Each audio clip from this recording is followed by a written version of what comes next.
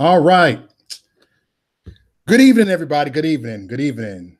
We are live. Welcome to YouTube Live. And we got a man. We're gonna have a discussion today. And y'all know what I said at the Mother of All rally when I spoke, and I said I believe in open dialogues, and I believe in having intellectual conversation with people without trying to convince them, because you're not going to convince them, but you can still, see people's point, but stop trying to get them to, to believe what you believe. Stop trying to get them the stuff they believe down your throat, or to do the same thing. So let's be living examples. And this is the only way we can unite America. This is the only way. And I got guests on here. I got Abe on here. How you doing, Abe? Good. All right. You know what? And Abe's a liberal. He's a leftist. And we got totally different views, man. But we're willing to sit down and talk and have an open dialogue, And we got Christy and all the way from California. How you doing, Christy? How you doing, Christy? You can't hear me? Your mic. Yeah, can you hear me, Abe? Yeah, I can hear you. All right. If Christy, you can hear me, I can't hear you.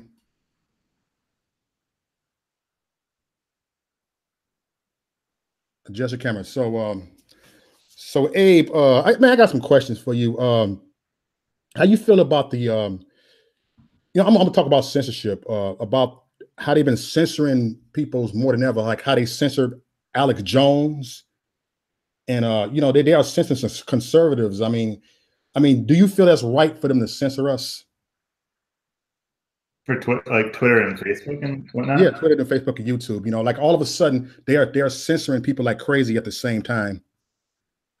I mean, I'm not sure if it's useful. I think it's their businesses. So if they think it goes against their policies, I'm okay with it, but I'm not sure that it's gonna affect anything. I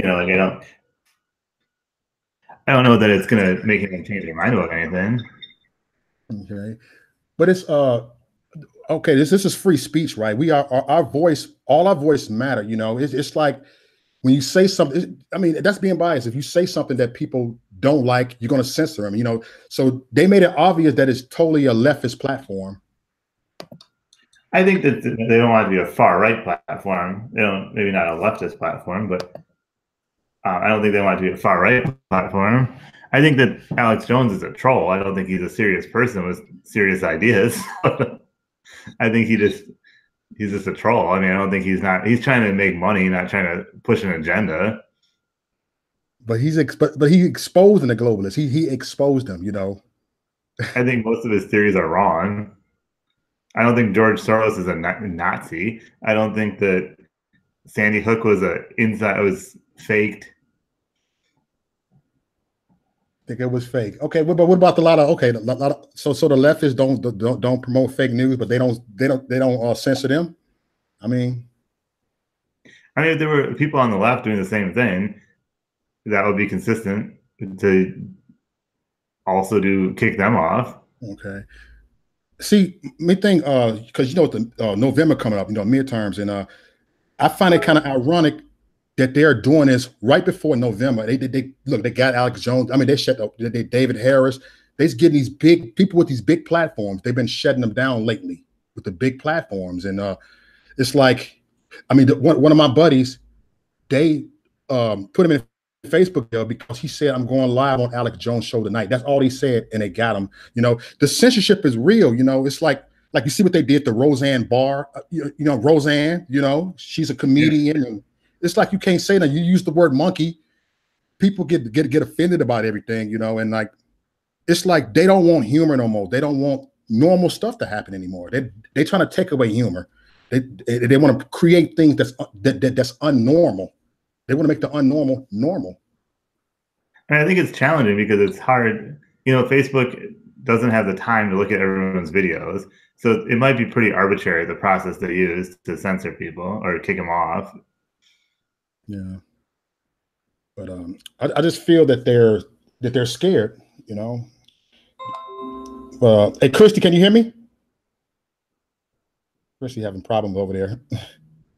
I don't think the Republic or the Alex Jones did any favors when he went to Congress and picked a fight with Marco Rubio. You don't think what? Anybody picked the fight? It's more behind that story. It's more behind what goes on behind the scenes. I mean, there are, you know what? It's a lot of stuff underhand that goes on with Republicans too. That's why I believe. That's why I believe Trump is in office.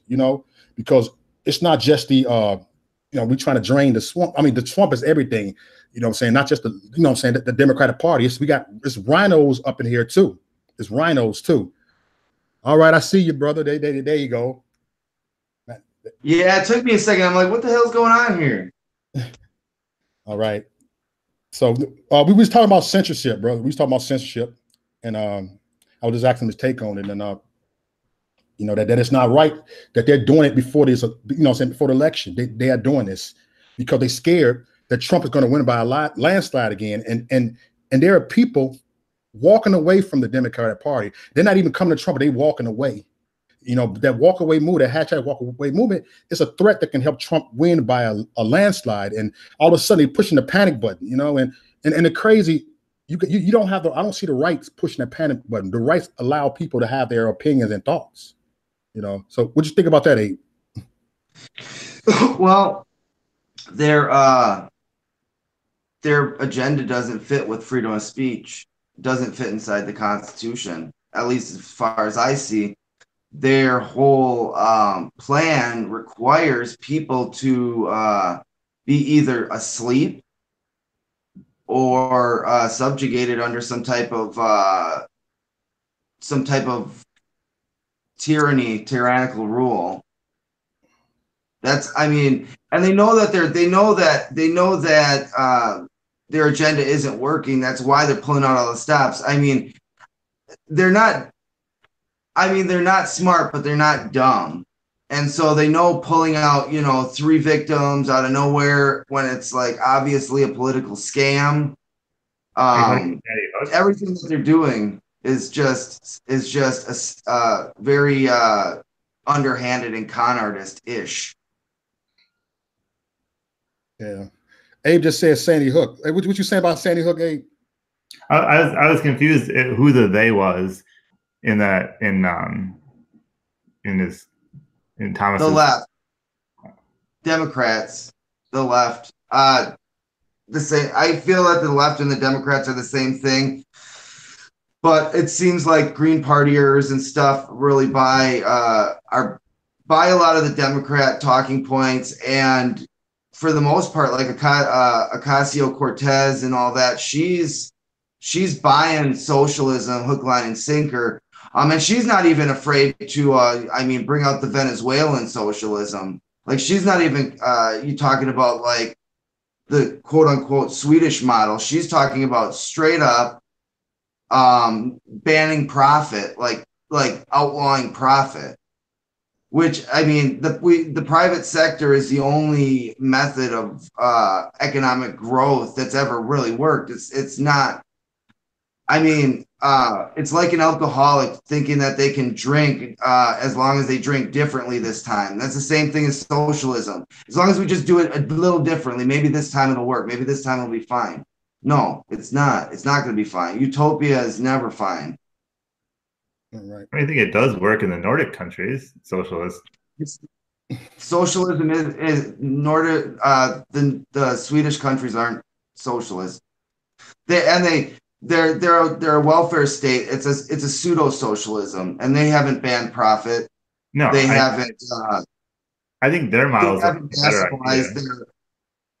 They also haven't nationalized their industry, which is something that the Democrats are talking about. The Swedish model is a pseudo socialism. It's like a welfare state, and they were successful under capitalism, then became socialist, and now they're moving back towards capitalism because they're not making the profits that they were. And Swedish people on a whole it's a less diverse country. It's a smaller country. Some of these policies work there. The policies work to a point, but if you show Swedish people coming to the U.S., they do 10 times better than they would in their own home country because of the ability to climb this socioeconomic ladder. All right, Abe. You know? Yeah, sorry. I mean, I think that I don't think that it'd be a good idea to ban profits. You know, I do think that I like the ideas of I like universal healthcare, and I think they should figure out which things are best run by the private sector and which things are best run in the public sector, and go that direction with each of those things. Yeah. Like with healthcare, I think the big problem with healthcare right now is it's like in this middle of the road, this middle of the road central control already, because you have things like health insurance. So health insurance is this buffer between you and the hospital. So like, you know, when you go to Burger King, it'd be like, no, you can't go to Burger King directly. You have to go through a third party to pay Burger King for your burger. So you go to Burger King, you get the food, and they're like, okay, well, you have to go to this guy to pay, and he's not with us. He's with somebody else, and you pay him a monthly fee, and you can come to McDonald's and get a burger whenever you want for another small fee. It really insulates the health market from being A, transparent, and B, from having any competition. So it's kind of a racket, because like the health insurance can call the hospital and say, okay, we know what it costs you to do this procedure, so we're paying you X, and that's what you're gonna get. And then the rest the copay you'll charge to the person. Well, with a private person without insurance, they can't do that. But if there was if it was a completely competition-based market, you'd see, like, if you look at Teladoc, I get Teladoc through my company, and it's a internet physicians thing where the company just pays them directly one fee. They have physicians on board, and what you do is you message them, they call you, and you get a physician to talk to for just like your general needs. So like, say you get a cold, say you need like an excuse for work and stuff, or say you have something fairly minor, you can call them, and it's a nominal fee, and it's a way that the health market is opening up and undercutting the centralized health market and causing competition, better pricing, and better quality product. I got to stop for a second, though. I'm going to grab a cup of coffee. Okay. Hey, what's your take on that, Abe? I think he makes some good points. I mean, I think that like the price, you don't know the price before you go in, so there's no price transparency. And I think that like there are a lot of middle people, and it's somewhat regulated but somewhat private, which I think is a problem. Mm-hmm. So I think that like I agree with his analogy. Okay.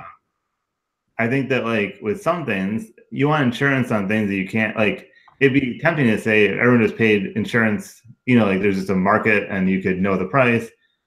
I think that would solve some problems, but I think it's hard to self-insure against your health because it can be so very expensive, and you could die if it doesn't work out.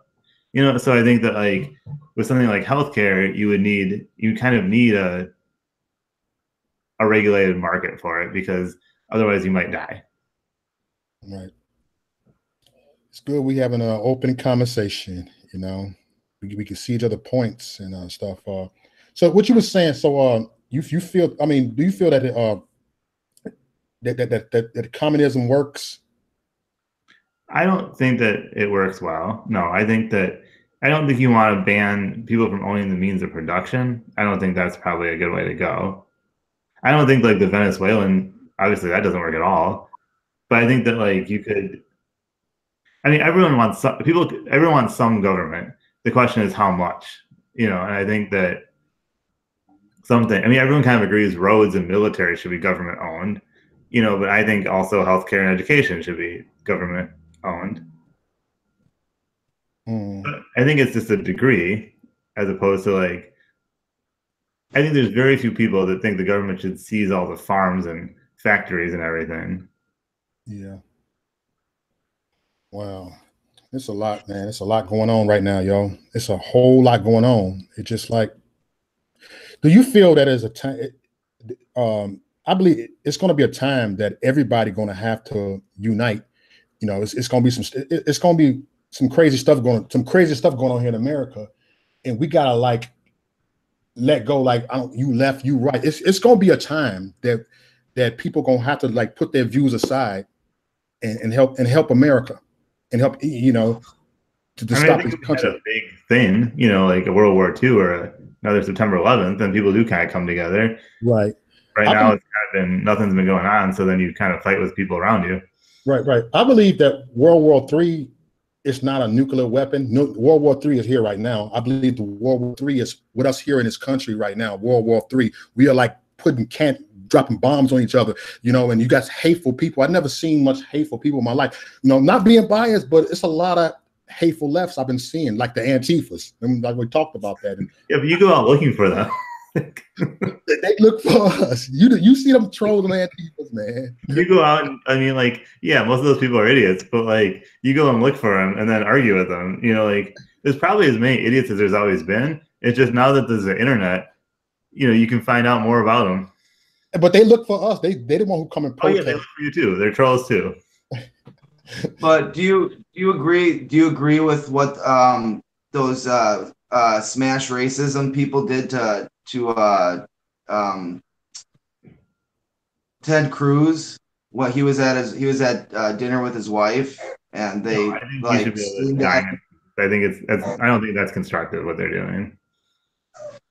And I don't think most of the left is. I just think they're the ones that make the most noise. And the thing is, like, at some point, like when you push, oh my cat's having a little like attack here. I'm sorry about that if you guys hear that in the background. If you have like the left watching this, and because the media is pushing this narrative where like you have somebody in office who's endangering everything that you stand for. He's dangerous. He's scary. It's this constant like almost nuclear arms race between the media and their base, and they're saying they're revving them up for something and I don't think it's the people that necessarily vote Democrat or left, but I think it's the people in charge. Like, they have a plan. Like, the UN agenda plan is there, and it is a central control plan. And I guarantee, you know what? The pathway to hell is paved with good intentions. I don't think they were evil to start with, but what they plan is not good. And that's why I just see central planning as a really bad thing.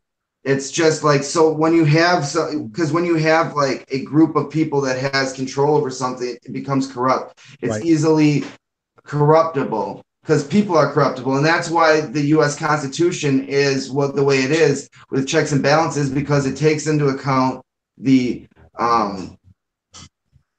necessary natures or the inherent natures of people. So I think I've gotten off track of my point, but when you have like the media ramping people up, and then people see these kids going out and doing this, and then there's a lot of people in the world that are impressionable. We'll say, a lot of people in America that are impressionable. If they see these kids standing up, and then like the media glorifying them in some cases and saying, okay, these people are standing up against racism, but Ted Cruz isn't racist. And I don't think that the conservative agenda is racist. Nope. I think it's straightforward. I think it's kind of rugged individualist, and that sometimes can seem insensitive, but I don't think it's racist. And when you have this portrayal of the conservative side as racist, just like the left doesn't want to be considered all like commie Antifa people, we would rather not be considered racist because our side is ethnically, religiously, and ideologically diverse. Even if we're conservatives, there's far right, there's people that are more towards like libertarianism. There are more people towards like neocon, like I would consider more like centrist. So like I feel that's dangerous in my mind, is that like the media kind of ramps it up and like says things that aren't necessarily true. And that's on both sides a bit. So like what do we do about that? And like I mean, because if we like we're sitting here having a conversation about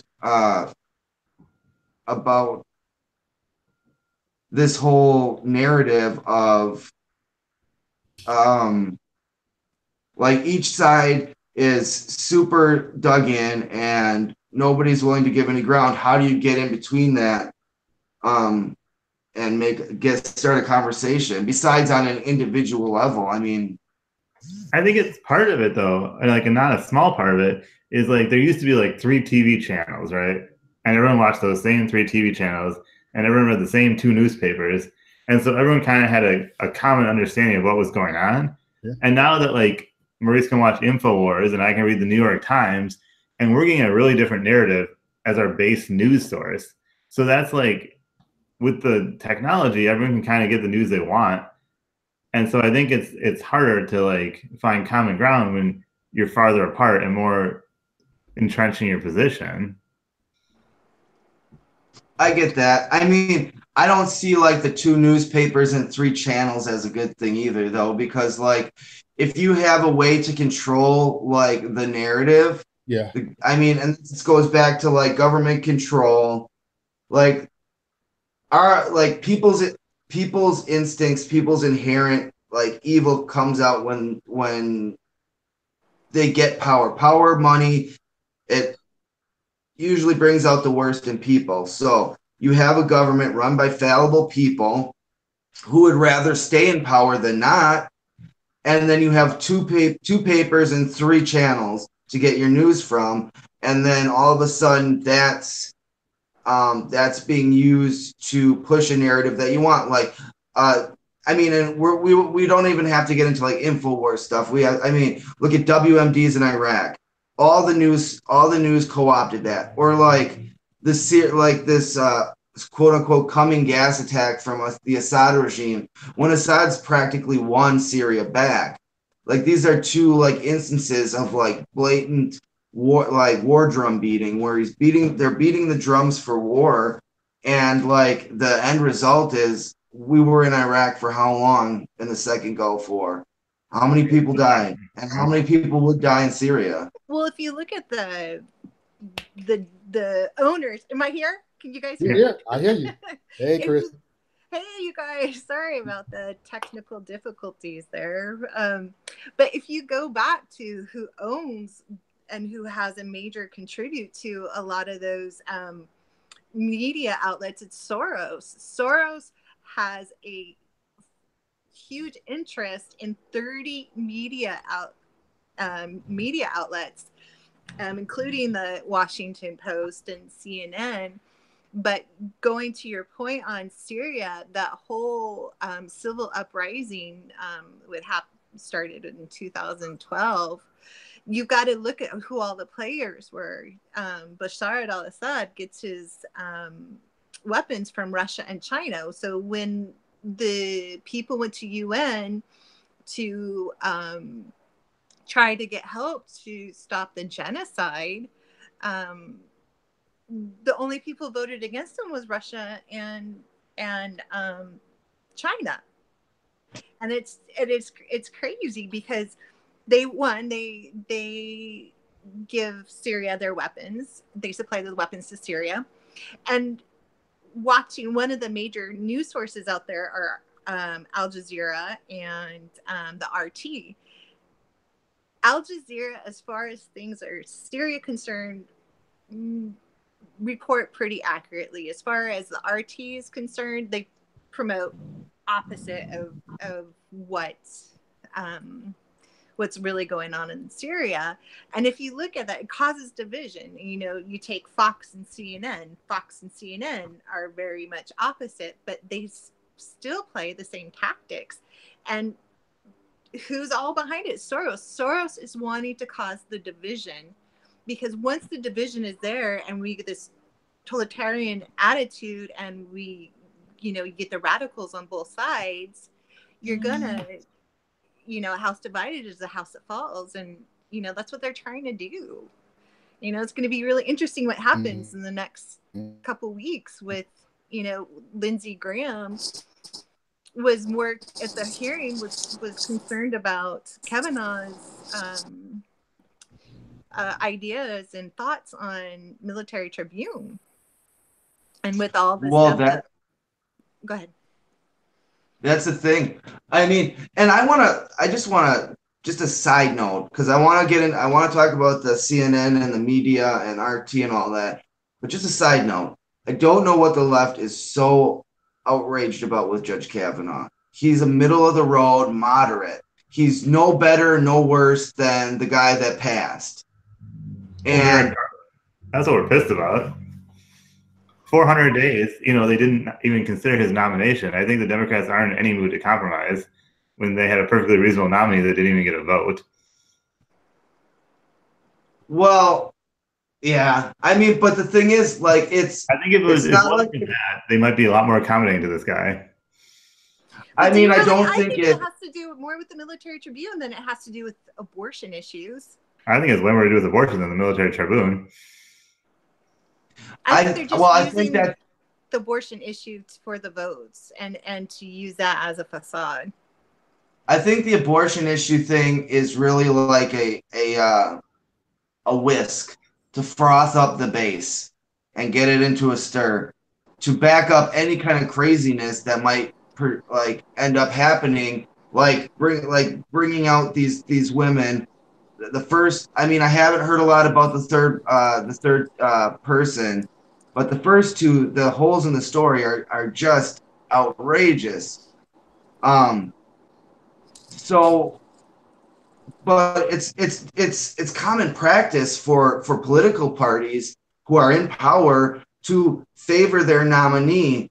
I mean, the thing is, like, even if they reviewed the guy from the Democrats, like, would he have been appointed? I don't have any source material in front of me right now, but I don't think that an opposing political party has ever appointed the opposite party's nominee. I could be wrong, but I think it's at least fairly out of tradition or fairly off the beaten path of tradition for an opposing political party to appoint the opposite party's nominee.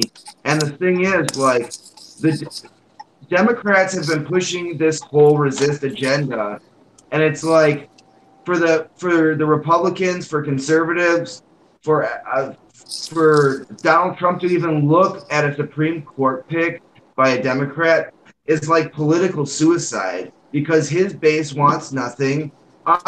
We want nothing but freedom and individual rights and intent of the law. The Constitution is not a living document.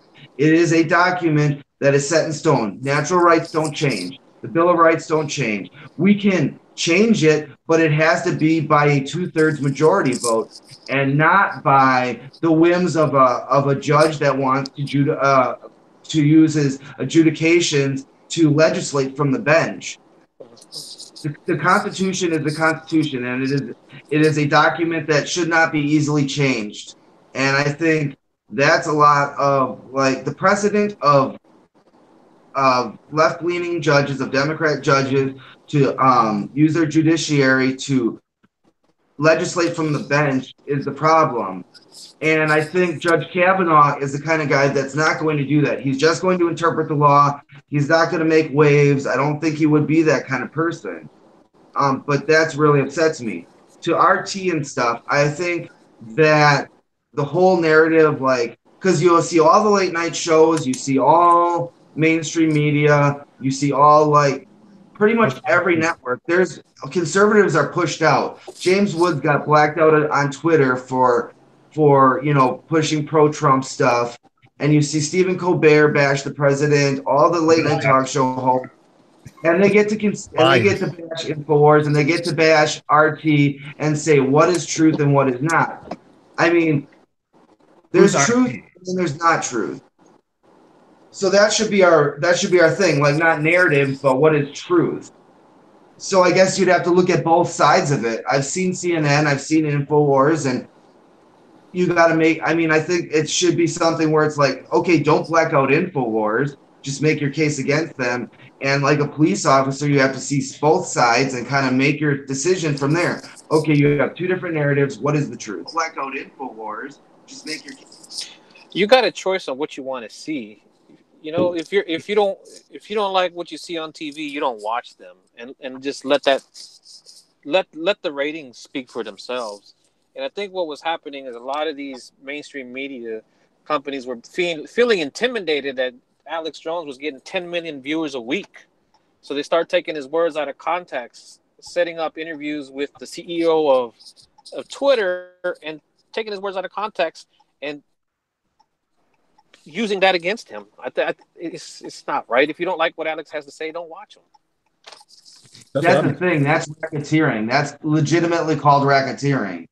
Well, the censoring has just got way out of hand. I mean, you've got and the educational institutions, the colleges are even censoring theirs. You've got Berkeley. You can't have any conservative speaker, and they are indoctrinating our young ones to censor their speech. Any speech that disagrees with them is automatically hate speech.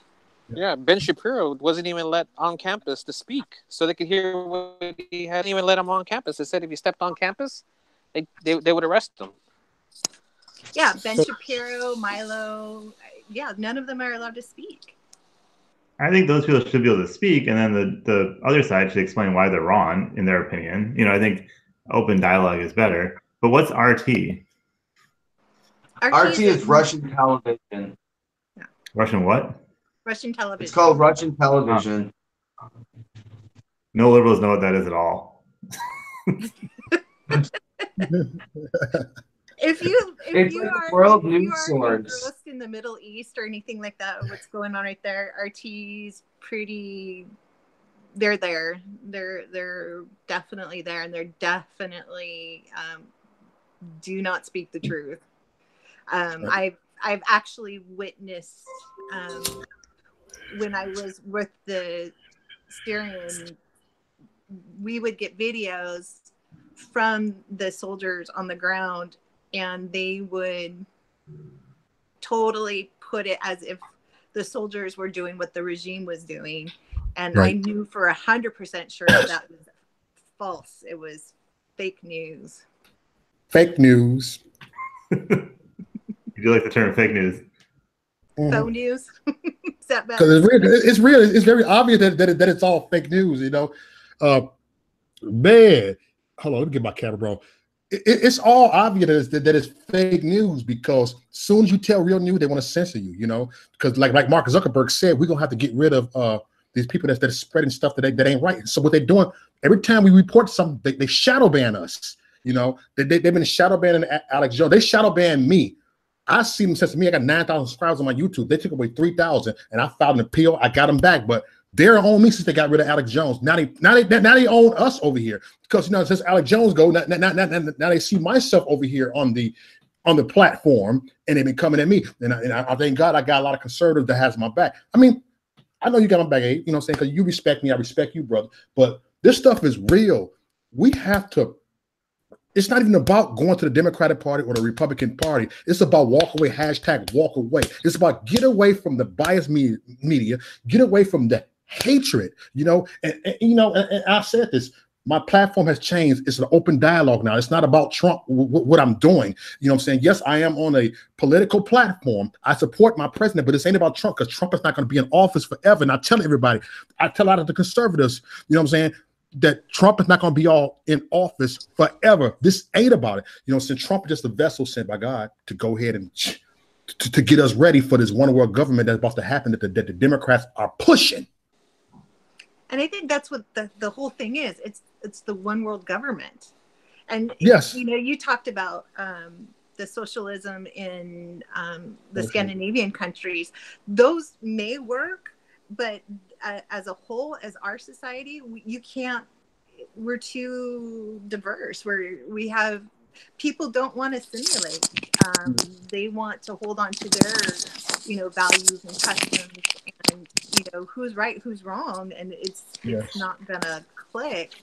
So this, Soros open society that he talks about is not realistic. Yep, it's real. And that's true. I mean, it's fine for people to hold on to their culture. It's just like if we can come together under one. See, like the Constitution, and even though it's based on Western like philosophy and developed from that, it's one thing that we have to rally around. As you can hold on to any culture you wish, as long as you are willing to be under the Constitution and agree with what its principles are. And I think those are human principles, like the right to free speech, the right to assemble, the right to bear arms. Come on, Abe. What you got to say, Abe? Well, I agree with you as far as the culture. I mean, we need to hang on to our heritage and our cultures, and it's the one beautiful thing about America is we are a melting pot. We are so diverse, but this whole one world order, or whatever you want, government. You have Sharia law. You talk to any Muslim or any radical Muslim, they're going to tell you Sharia law is above any law, above any government law. And, that's, but you have people on the left saying, they have their rights and they have their beliefs. But when those beliefs are, genital mutilation to little ones and, suppressing of women are allowed to be beaten, what law does go into place? Is it Sharia law, or do we do our human rights laws? I mean, I agree with you on that. I think that there are some things that, like, the Constitution is a good framework for, we believe these things are inherently inherently right and wrong. And so, like, if it goes against that, then it's, you can go too far. You can go too far in accepting people when it hurts other people. I think when it goes too far. Yeah, that's what I find so funny about the left, is they're so welcoming. Not that I have anything against Muslims, but you have like Linda Soros, who is, in charge of the Women's March, but yet she talks about Sharia law. She talks about, and that's oppressive to women. And, the Quran states that a woman is one half worth of a man, and that if she's not veiled, she is asking for a beating. And that's what gets me. Hillary she was receiving tons of money from people from the Middle East, and they don't have rights in the Middle East. Women don't have rights. They don't have rights. The gays don't have rights, and it kind of. Was this when she was dodging bullets? From the helicopter? I see people sticking their foot in their mouth all the time on the news, and I have some friends that are Muslim, and they tell me that don't judge us by what you see on the news, and I know him. They've invited me to their get-togethers and stuff, and they're cool. It's just that 1% of a billion people that we have to worry about. They're pushing the CARE, the Council for American Islamic Relations. I think that's what that is. They've done some research on them, and they're giving money to questionable organizations, and they're involved in our school system somehow. Well, you've got the Brotherhood of Islam, or Islam Brotherhood, Muslim Brotherhood. The Muslim Brotherhood. Their agenda is to take over. Their agenda is to get into our government systems. I mean, they're doing it in Europe. Now they want to do it here. They have one I don't know who it is. I have to look it up, but there's a female candidate running for office, and she assaulted a Jewish reporter live on TV, and not like nothing, If it were the other way around, that would be in the news for Well, that's a a thing. day. Even in Madison here, we have a thing called the Social Justice Center, and they are openly anti-Semitic, just like Reverend Charles Coughlin or Laughlin was when he started the term social justice as his newspaper. He was a big FDR supporter, and that's okay now. All of a sudden, is anti-Semitism is okay now as long as you're leftist, and like. Sure. If you look at it, like, I'm totally for loving everybody and stuff, and there are moderate Muslims out there. It's just if you look at what's happening now, Wahhabism has like hijacked the whole religion, and the whole Middle East is like being hijacked by this radical version of Islam, and it's centering from these imams that are teaching it. But if you look at Islam as a whole, the moderate Muslims are not the majority in the Middle East. I mean, you look at, I think only it's not the Indonesia majority. It's the ones who are acting that we see. Yeah. It's like going back to Syria. ISIS is not the majority of Muslims, but that's the ones that are causing the most damage. The Muslim Brotherhood, those are the ones that are actually seeking and have the funding to get into these government agencies and to start, like in San Diego down here, they can teach about Islam, they can teach about the prayer, but God forbid you bring Christianity there, or you talk about Christianity, and it's and people are being quiet. Well, actually, people are not being quiet in San Diego. The parents are actually speaking up. They're actually doing activism work as far as making sure that the playing field is level. But yeah, it's just it only takes a handful of people to make a movement, to make a difference, and if they get in, it just opens the floodgates for the rest of the people. Yeah, there was a school that they weren't even saying the Pledge of Allegiance anymore this year. There was a couple parents got together, they complained, and guess what? They got right back on saying the Pledge of Allegiance. That was something we did every day. We did that every day since pre-K. Yeah. And now it's. I was almost going to get onto my daughter's school because I asked her, "Are y'all doing the Pledge of Allegiance?" Love the shirt, by the way. I had to say it. I've been trying to signal to you. Yeah. Hey, I got a question, man. I got a question. You talked about it before, because this is something I want to discuss right now. We talked about this before. White privileges. What are your take on white privileges? I want to talk about this before we sign off. I think that we all have some advantages based on who we are and how people look at us.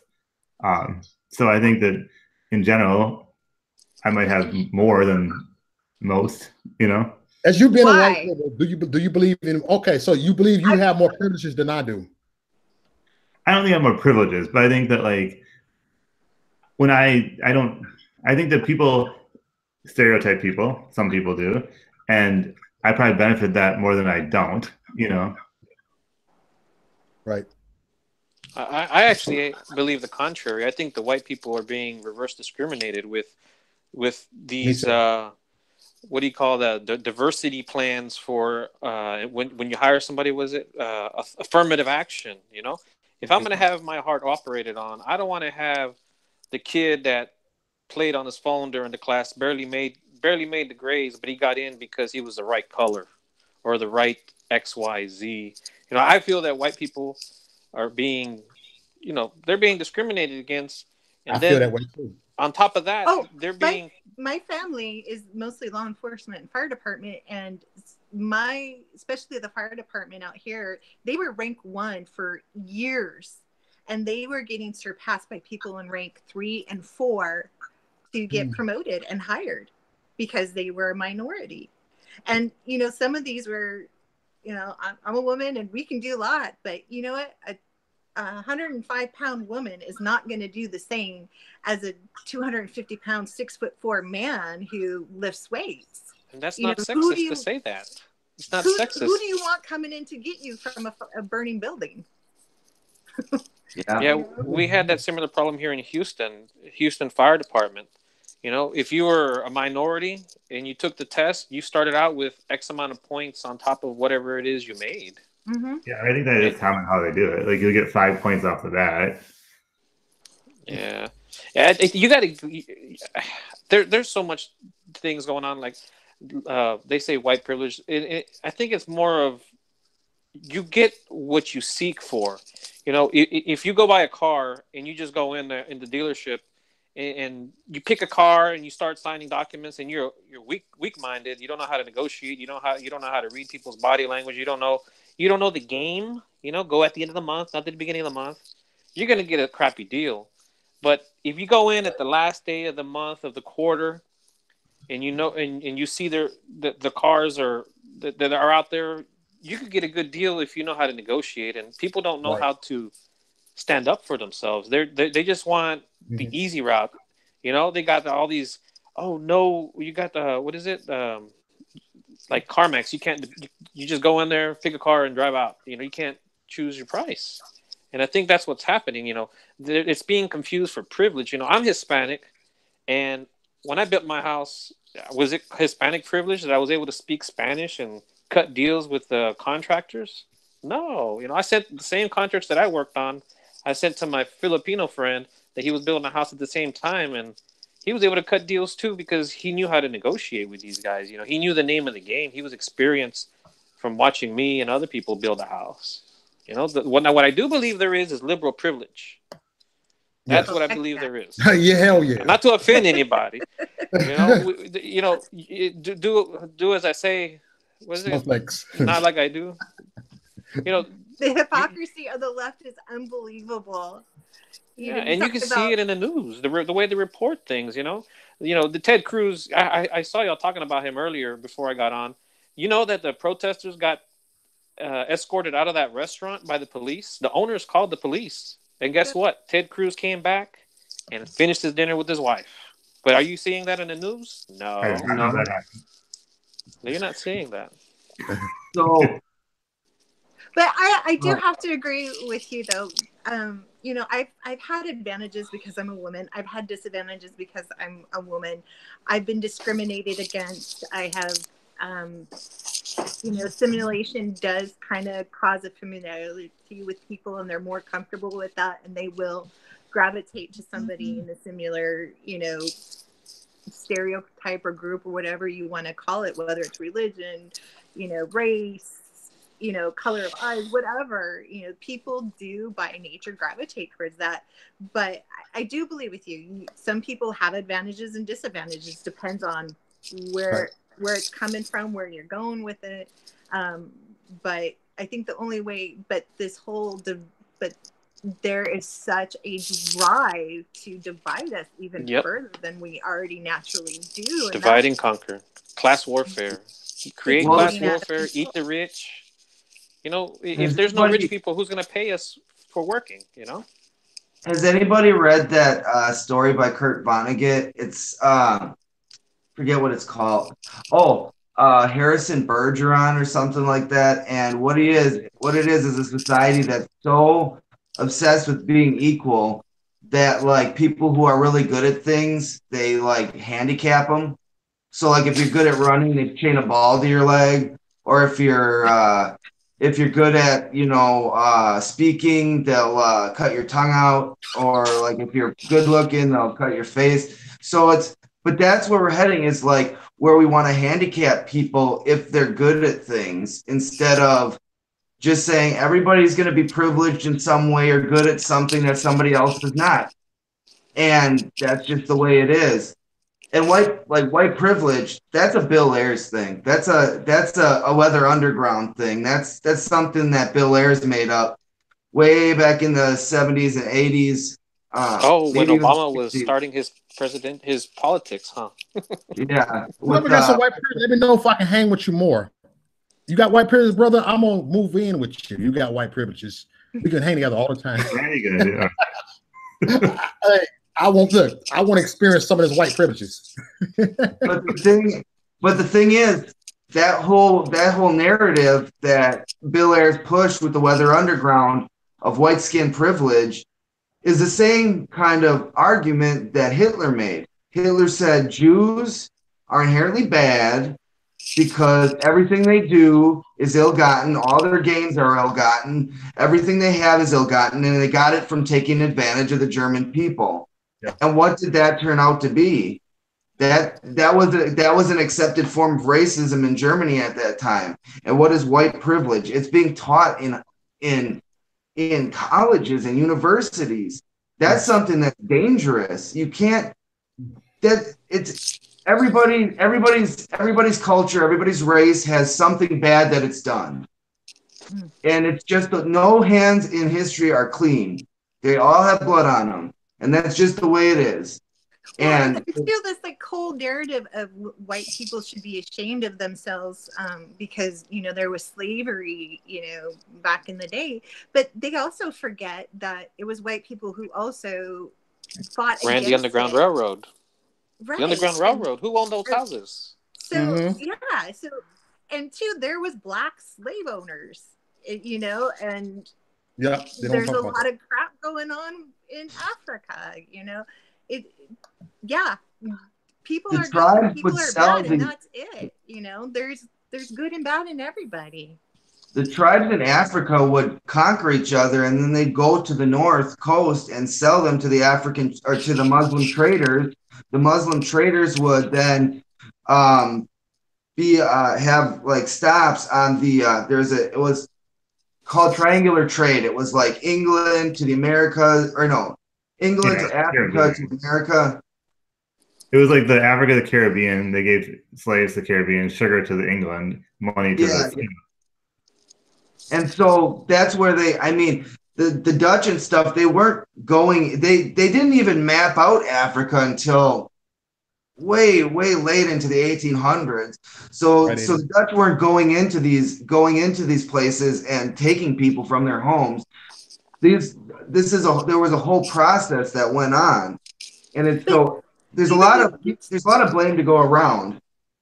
But even if you get to that point, the fact is that whether our culture did that or not, we've progressed. We run out of time, y'all. We run out of time. Got 2 minutes left, and I appreciate everybody coming here having this discussion. Love to see everybody back on here real soon. I love to see you back on here, Josh, Christy. You know what I'm saying? Tom, Abe. Want to see you back on here, man. I tried to get another liberal on here, but he ended up had to work. I was trying to make it more like. Well, yeah, I hate that when it's like one-sided and like four conservatives against a liberal leftist person, more left-leaning person. Makes you feel like you're watching The View. You know what? You hung in there. All right, everybody, have a good one. We're gonna do this again. All right, y'all can stay on if y'all want to. Bye. Bye. I sure